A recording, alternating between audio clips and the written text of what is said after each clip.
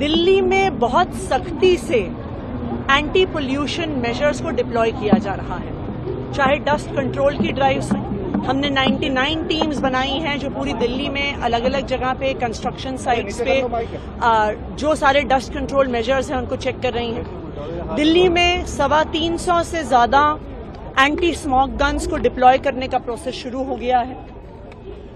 दिल्ली में आज के दिन में चाहे पीडब्ल्यूडी हो चाहे एमसीडी हो, अपने सारे रिसोर्सेज लगाकर दिल्ली में प्रदूषण रोकने का काम चल रहा है। लेकिन आनंद विहार एक ऐसा इलाका है जहां पर, क्योंकि ये दिल्ली और यूपी के बॉर्डर पर है, यहां पर दिल्ली के बाहर से भी बहुत सारी बसेज आती हैं। पास में कौशाम्बी का बस अड्डा भी है। आनंद विहार एक ऐसा हॉटस्पॉट है जहां पर दिल्ली में हाईएस्ट AQI लेवल होता है। इसीलिए आज यहाँ पे दिल्ली के पर्यावरण मंत्री गोपाल राय जी और मैं यहाँ पे व्यक्तिगत तौर पे खुद आए हैं आनंद विहार में जो सारे पोल्यूशन कंट्रोल मेजर्स हैं उनका जायजा लेने के लिए। कई कदम यहाँ पे लोकली उठाए गए हैं। यहाँ पे जैसा आप देख सकते हैं कॉन्स्टेंटली एंटी स्मोक गन्स चल रही हैं। जो यहाँ के सारे सर्विसेज हैं उनको गीला रखा जा रहा है, सड़कों को गीला रखा जा रहा है कि किसी भी प्रकार की डस्ट ना हो। आनंद विहार के पास जो सड़कें, चाहे वो किसी एजेंसी की हो, चाहे वो एमसीडी की हो, चाहे वो पीडब्ल्यूडी की हो, चाहे एनसीआरटीसी उन्हें कंट्रोल कर रहा है, चाहे जीटीआईडीसी उनको देख रहा है, सारी सड़कों का रिपेयर करवाया गया है कि किसी भी प्रकार की सड़क टूटी हुई ना हो, क्योंकि अगर सड़क टूटी हुई होगी तो हर प्रकार का डस्ट होगा। दूसरा, जो यहाँ पे कंजेस्शन पॉइंट्स हैं उन सब कंजेस्शन पॉइंट्स पे इंक्रोचमेंट रिमूवल ड्राइव्स चलाई गई हैं, क्योंकि जब तक इंक्रोचमेंट रहेगा ट्रैफिक धीरे चलेगा और पोल्यूशन का लेवल बढ़ेगा। हम यूपी सरकार से भी बातचीत करेंगे क्योंकि पास में कौशाम्बी का बस स्टेशन है।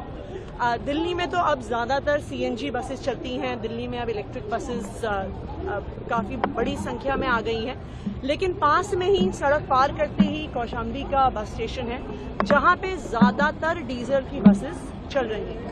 तो अभी हम उत्तर प्रदेश की सरकार को भी रीच आउट करेंगे कि वहां पर भी अगर पोल्यूशन कंट्रोल मेजर स्ट्रांगली लगाए जाए तो उसका दिल्ली पे भी असर पड़ेगा। मैम, क्या क्या कारक मानते हैं आप? बॉर्डर है, खासतौर से आनंद विहार कंट्रीब्यूशन होगा यहाँ पे। ये वही एलिमेंट्स कौन कौन से हैं जो इतना ज्यादा सबसे पोल्यूशन इसी जगह पर होता है? देखिए, एक सबसे बड़ा एलिमेंट यहाँ पर है कि आनंद विहार बस अड्डे में सिर्फ दिल्ली की नहीं बाकी स्टेट से भी, खासकर से यूपी से भी बसेस आती हैं। तो एक पोल्यूशन यहाँ पे बहुत ज्यादा बसेस के आवागमन की वजह से होता है। दूसरा, यहाँ पे एनसीआरटीसी की कंस्ट्रक्शन भी चल रही है। एक बड़ी कंस्ट्रक्शन साइट RRTS जो बन रहा है उसकी वजह से भी प्रदूषण होता है। तो क्योंकि यहाँ पर आनंद विहार बस अड्डा है, अब ऑब्वियसली आप बसेस की आवाजाही नहीं रोक सकते हैं, इसलिए आनंद विहार की लोकेशन पर हम बहुत strict anti pollution measures deploy कर रहे हैं, चाहे स्मोक गन्स हो, चाहे कंस्ट्रक्शन साइट्स पे सारे डस्ट कंट्रोल मेजर्स को यूज करना। कहीं पर भी सड़क अगर टूट रही है तो सड़क को रिपेयर किया जा रहा है। कहीं पर भी इंक्रोचमेंट नहीं होने दिया जाएगा कि वहां पे ट्रैफिक बढ़ जाए। हम उम्मीद करते हैं कि दिल्ली वाले अगर हमारा साथ देंगे और हम उम्मीद करते हैं कि अगर यूपी सरकार, केंद्र सरकार सब मिलकर साथ आएंगे तभी दिल्ली में इस प्रदूषण की समस्या का समाधान हो सकता है। मैम, छठ से पहले वाटर पॉल्यूशन को लेकर भी विवाद छिड़ा हुआ है, उसके लिए कुछ कदम उठाए जा रहे हैं? यमुना में टॉक्सिक फॉर्म एक बड़ा इशू। देखिए, हम किसी पे आरोप नहीं लगाना चाहते, पर यह सच्चाई है कि हरियाणा अपना अनट्रीटेड एफ्लुएंट यमुना में डालता है। हम किसी पे आरोप नहीं लगाना चाहते, लेकिन यह सच्चाई है कि यूपी अपना अनट्रीटेड एफ्लुएंट इस समय यमुना में डालता है। वो जब छठ का सीजन आता है तो वो आगरा कनाल के गेट्स बंद कर देते हैं कि उनका सारा अनट्रीटेड वेस्ट यमुना जी में आए। लेकिन दिल्ली सरकार हमेशा सोल्यूशन ओरिएंटेड रही है।